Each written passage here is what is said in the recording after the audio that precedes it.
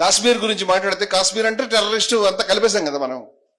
ఒక హిందూ పాకిస్తాన్ నుంచి దాడి చేసినప్పుడు 1948లో పాకిస్తాన్ వాళ్ళు వచ్చి దాడి చేసినప్పుడు, కాశ్మీర్ని ఆక్రమించినప్పుడు, భారతదేశ సైన్యం ఇంకా మీనమేషాలు లెక్కిస్తూ శ్రీనగర్ కూడా వెళ్ళినప్పుడు, శ్రీనగర్కి తర్వాత వెళ్ళి అక్కడి నుంచి ముందుకు వెళ్ళి ప్రొసీడ్ అవుతున్నటువంటి సమయంలో పాకిస్తాన్ సైన్యం ఆక్రమణలో ఉన్న ప్రాంతంలో తిరుగుతూ ప్రజలకి ముస్లింలకి హిందువులకి ధైర్యం చెప్తూ, ముస్లింలకి ప్రధానంగా, మీరు భయపడకండి, ఈ పాకిస్తాన్ దుర్మార్గమైన సైన్యం వెళ్ళిపోతుంది, భారతదేశ సైన్యం వస్తుంది అని చెప్పిన కుర్రవాడి పేరు మక్బూల్ షెర్వానీ. 19 ఏళ్ల కుర్రవాడు. ఆ కుర్రవాడిని పాకిస్తాన్ సైన్యం పట్టుకుని చిత్రహింసలు పెట్టి వాళ్ళు కనిపెట్టారు. ఫస్ట్ వాళ్ళు 2-3 సార్లు మిస్లీడ్ చేశాడు వాళ్ళని. అతన్ని చిత్రహింసలు పెట్టి, బద్మాష్ ఇట్లా చేశావని అతన్ని సిలువేశారు. పైకెక్కించి మేకులు కొట్టి పైకెక్కించి సిలువేశారు. కింద తుపాకులు పట్టుకుని నిలబడి పాకిస్తాన్ జిందాబాద్ అని చెప్పాడు. ఎవరికి తెలుసు ఈ స్టోరీ? ఈ మాట చెప్తే ముస్లిం పాకిస్తాన్ జిందాబాద్ అని మామూలుగా అంటూ ఉంటాడు, రోజు నామజపలు చేస్తున్నాడు, నమ్ముతాడు. ఇవాళ మాట్లాడుతున్నవాడు వాళ్ళంతా టెర్రరిస్టులు, వాడు ముస్లిము టెర్రరిస్టు కాశ్మీరీ అన్నిటికీ తేడాలు చెరిగిపోయినాయి హిందూ దృష్టిలో. ఇవాళ ప్రతి ముస్లిం టెర్రరిస్ట్ ఆయన దృష్టిలో. మేము ఎక్కడ మసీదును మందిరు 3 కలిపి కట్టాం. నాకు ఇన్ని ఉత్తరాలు వచ్చినాయి, నువ్వు దేశద్రోహివా, ఎందుకు ఈ మసీదు కట్టావు అంటే టెర్రరిస్టులు పెంచమంటే మసీదు అంటే టెర్రరిస్ట్ అని. మేము ఎక్కడ అష్ఫకుల్లా గారు బొమ్మ పెడితే ఆయన ఎవడో తుపాకీ పట్టుకుని టెర్రరిస్ట్ బొమ్మ పెట్టాడని చెప్పాడు. దేశం గురించి ప్రాణాలు అర్పించిన వాడు టెర్రరిస్ట్ అయిన తర్వాత నీకు దేశానికి ఇంక ఎవడ విముక్తి చేస్తాడు? ఇక దౌర్భాగ్యం ఇది. ఆ కుర్రవాడిని పైకి ఎక్కించి సిలవేసిన తర్వాత నెత్తురు బొట్లు కింద కారుతున్నప్పుడు చిత్రహింసలు లేనటువంటి 19 ఏళ్ల పసి ప్రాణం అతను కింద తుపాకులు పట్టుకుని పాకిస్తాన్ జిందాబాద్ అనమంటే హిందూ ముస్లిం ఐక్యత వర్ధిల్లాలని నినాదాలు ఇచ్చాడు. వాళ్ళు అతన్ని కాల్ చేశారు. అతని శరీరంలో 14 బుల్లెట్లు ఉన్నాయి. 2-3 రోజులు అయిన తర్వాత అక్కడికి ఇండియన్ ఆర్మీ వెళ్లి ఆ ప్రాంతాన్ని స్వాధీనం చేసుకున్న తర్వాత ఆయన్ని కిందకి దింపారు. ఈ పేరు ఎక్కడైనా విన్నారా? ఈ కథ ఎక్కడైనా విన్నారా? వెనకపోతే ఎందుకు వెళ్ళలేదు? చెప్పేవాడు ఎందుకు చెప్పట్లేదు? భారతదేశంలో ప్రతి కుర్రాడికి కథ చెప్పుంటే, పుస్తకాల్లో రాసి ఉంటే ఇవాళ హిందువుల మధ్య ముస్లింల మధ్య ఇంత ద్వేషం ఉండేదా? ముస్లింలకు వాళ్ళ హీరోల గురించి తెలుసా? ముస్లిం సంస్థలు ఏం చేస్తున్నాయి? ముస్లిం సంస్థలు అని చెప్పుకునేవాళ్ళు. నేను అడుగుతున్నా, కమ్యూనిస్టులు ఏం చేస్తున్నారండి? ఇలాంటి పేర్లు ఎన్నో చెప్తాను నేను. ఎంతమంది చచ్చిపోయారండి, ఎంతమంది బాధపడ్డారు. రఫీ అహ్మద్ కిద్వాయ్ పేరు మీద ఢిల్లీలో ఒక రోడ్డు ఉంది తెలుసా మీకు? రఫీ అహ్మద్ కిద్వాయ్, షఫీ అహ్మద్ కిద్వాయ్, అనీస్ కిద్వాయ్, ఎటువంటి హీరోస్ వాళ్ళు. షఫీ అహ్మద్ కిద్వాయ్ దాడి చేసి చంపేశారు పర్షన్లో. రఫీ అహ్మద్ కిద్వాయ్ మీద పదే దాడి చేశారు. అది సెంట్రల్ మినిస్టర్ ఆయన. వీళ్ళు ఎన్ని త్యాగాలు చేశారు. జాకిర్ హుస్సేన్ మీద ఎటువంటి ఆయన నాయకత్వం వహించిన జామియా మిలియా మీద మతోన్మాదులు పార్చిన టైంలో జామియా మిలియా విశ్వవిద్యాలయం మీద దాడి జరుగుతుంటే జవహర్లాల్ నెహ్రూ గ్రేటెస్ట్ హీరో, ఒక్క మనిషి దేశ ప్రధాని, ఒక్క మనిషి వితౌట్ ఎనీ ప్రొటెక్షన్, ఒక్క మనిషి కారు నడుపుకుంటూ వెళ్ళి ప్రొటెక్షన్ వెళ్ళాడు తెలుసా మీకు? అర్ధరాత్రి. Great hero. ఢిల్లీకి ఆ రోజు ఢిల్లీ పరిశ్రమలో ఉండేది వాడు ముఖ్యం కావచ్చు. ఎప్పుడైనా విన్నారా జాకిర్ హుస్సేన్ గురించి? మీరు డాక్టర్ అన్సారీ గురించి ఎప్పుడైనా విన్నారా? షఫీ అహ్మద్ కిద్వాయ్ ఎవడో ఎలా చంపేశారు ఎవడని చెప్పాడు మనకి.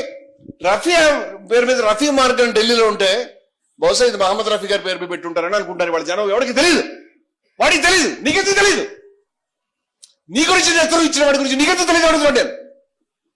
ఎవరు ఎందుకు చెప్పరు, ఎందుకు మాట్లాడరు? మేము రాసాం బ్రిగేడియర్ ఉస్మాన్ గురించి. ఖాన్ అబ్దుల్ గఫార్ ఖాన్ పరిస్థితి ఏంటి? మమ్మల్ని తోడేళ్ల పాలు చేశాడని చెప్పారు కదా ఆయన. ఖాన్ సాహెబ్ పేరు విన్నారా? బలూచిస్తాన్ ప్రాంతంలో బలూచి గాంధీ సమద్ ఖాన్ అనే ఉన్నాడని ఎవరైనా విన్నారా? విన్నారు కదా. అసలు ఖాన్ అబ్దుల్ గఫార్ ఖాన్ పేరే దిక్కులేదు. వాళ్ళ ఇళ్ల మీద వాడు 2 ప్రాంతాలకి రెండుకి చెడ్డ రేవళ్ళు అయిపోయారు వాళ్ళు. పార్షన్ టైంలో అన్సారీ ఇంటి మీదను రఫీ ఇంటి మీద ఇక్కడ కూడా దాడులు జరిగినాయి. అక్కడ వాళ్ళని చంపడానికి లిస్టులు ప్రకటించి వీళ్ళని చంపేస్తాం మేమని తిరిగారు. గఫార్ ఖాన్ 20 సంవత్సరాల పైగా జైల్లో ఉన్నాడు. ఎందుకున్నాడు జైల్లో? ఇది తప్పు, ఈ యొక్క దేశ విభజన తప్పు, పాకిస్తాన్ ఏర్పడ తప్పు అని చెప్పాడు. వాయవ్య సరిహద్దు రాష్ట్రాల్లో 98% ముస్లింస్ ఉన్న దగ్గర 1946లో ఎన్నికలు పెడితే ముస్లింలకు డిపాజిట్ లేకుండా ఓడించారు వాళ్ళు. ఓడించి ఖాన్ సాహెబ్ అని వారి అన్నగారు, గఫార్ ఖాన్ అన్నగారు ముఖ్యమంత్రిగా ఉండేవాడు. అప్పుడు ప్రధాని అంటారు ఆ రోజుల్లో ఉన్న టెర్మినాలజీలో ఉన్నాడు. ఈ త్రాష్టుడైనటువంటి మహమ్మద్ అలీ జిన్నా ఆగస్టు 14ని, అసలు 14 కాదు 15 వాళ్ళకి స్వతంత్రం. వాళ్ళకి ఇండియన్ ఇండిపెండెన్స్ యాక్ట్ చదువుకోవడం రాదు.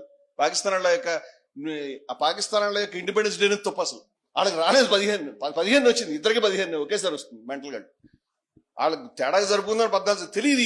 హిస్టారికల్ ఫ్యాక్ట్స్ వాడికి తెలియదు. వాడు అధికారంలోకి వచ్చిన మొట్టమొదటి వారం తిరగకుండా రాష్ట్ర ప్రభుత్వాన్ని రద్దు చేసి ముస్లిం లీగ్ ప్రభుత్వాన్ని ఎన్నికలు కూడా పెట్టలే ఏర్పాటు చేయించాడు. అందరిని అరెస్ట్ చేయించాడు. మసీదుల మీదకి ఇళ్ల మీదకి ఫిరంగుల్ని శతగుల్ని పంపించి పేల్పించాడు. వేల మందిని చంపించాడు. నదులు ప్రవహించినాయి ఖుదాయి ఖిద్మత్ గారి కార్యకర్తలవి. వాళ్ళ యొక్క ప్రధాన కార్యాలయం 3 అంతస్తుల కార్యాలయాన్ని మొత్తం నేలమట్టం చేశారు. పుస్తకాలు తగలబెట్టారు. గఫార్ ఖాన్ని ఆయన యొక్క మొత్తం ఆయన బంధువుల్ని ఆయన కార్యకర్తల్ని వేల మందిని అరెస్ట్ చేశారు. వాళ్ళు చేసి నేరం ఏం లేదు. భారతదేశం ఐక్యంగా ఉండాలి. నువ్వు నేను చెప్పిన మాటలు చెప్పారు వాళ్ళు. నువ్వు తలుచుకుంటావా? నీకు ఎవడని చెప్పాడు ఆయన పేరు? ఎందుకు తలుచుకుంటాడు అడుగుతాడు. ఎవరు తలుచుకుంటాడు ఆయన పేరు? ఆయన ఉన్నప్పుడు ఈ దరిద్రులు ఈ జిన్నా దగ్గర నుంచి వాళ్ళంతా ప్రతి 2 ఏళ్ళకి ఒకళ్ళు చొప్పున ప్రభుత్వాలు మారిన దిగిపోయినాయి. పాకిస్తాన్లో ప్రభుత్వం మారినప్పుడల్లా గఫార్ ఖాన్ దగ్గరికి వచ్చేవారు జైలుకి. ఆయన దగ్గరికి వెళ్ళి, మహానుభావ నువ్వు జైల్లో ఉన్నావు, మహాత్ముడు, చాలా గొప్పవాడు నువ్వు, మేమంతా దొంగలం, బ్యూరోక్రాట్స్, బ్రిటిష్ వాళ్ళ వెనకాల తిరిగాం, మేము ఇవాళ దేశాన్ని మా చేతిలోకి వచ్చేసింది. నువ్వు అవునన్నా కాదన్నా పాకిస్తాన్ ఏర్పడింది, ఇండియా చీలిపోయింది, అది మారదు. అందుచేత నువ్వు ఇది తప్పు అని చెప్పడం మానే, నేను విడుదల చేస్తామని చెప్పారు. నువ్వు తప్పు అని చెప్పడం మానే విడుదల చేస్తానని చెప్పలేదు.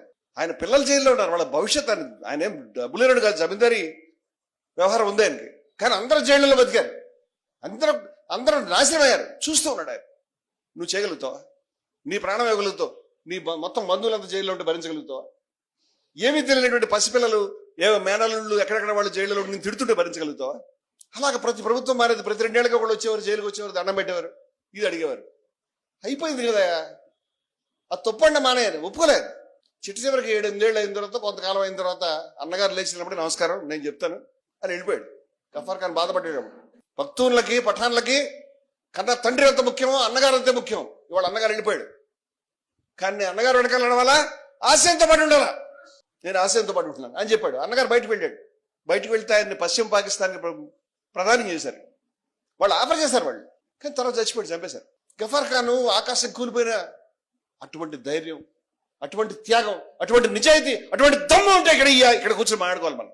ఇటువంటి కార్యాలయం ఆ మహానుభావుడు పేరు పెట్టుకున్నాం మనం. ఇవాళ ఎవరికి తెలియదు దీని గురించి. మేము ఇక్కడ ప్రచారం చేస్తామంటే ఎవడు ఖాన్ అనే పేరు పెట్టాడని ఎవడో మాట్లాడుతున్నాడు. రాలా చెప్పు తీసుకొడతాం ఎవడొస్తాడు మాట్లాడితే. వాళ్ళ నెత్తుల మీద మనం ఈ దేశాలు స్థాపించుకుని ఇవాళ ఆయన ఎవడనంటావా? మేము జవాబు చెప్పడానికి సిద్ధంగా ఉన్నాం. మీ సంస్థలు, మీ పుస్తకాలు, మీ కార్యాలయాలు, మీ పత్రికలు, మీ మేధావులు ఈ విషయాలు మాట్లాడకపోతే వాళ్ళు ఎందుకు మాట్లాడలేదు అడుగుతాను నేను. ఎవరు అడగరా? 70-80 సంవత్సరాల తర్వాత ఇది ఎత్తురు కాదా? మౌలానా అబుల్ కలాం ఆజాద్ చెప్పినటువంటి మాటలు నేను చెప్పాను. నేను ముందుకు వేస్తానంటే నా చేతులు నరికారు, నా వెన్నులో ఛాతీలో చాకరు కూర్చారు. నేను అయినా సరే నా కాళ్ళు ఎరగొట్టారు.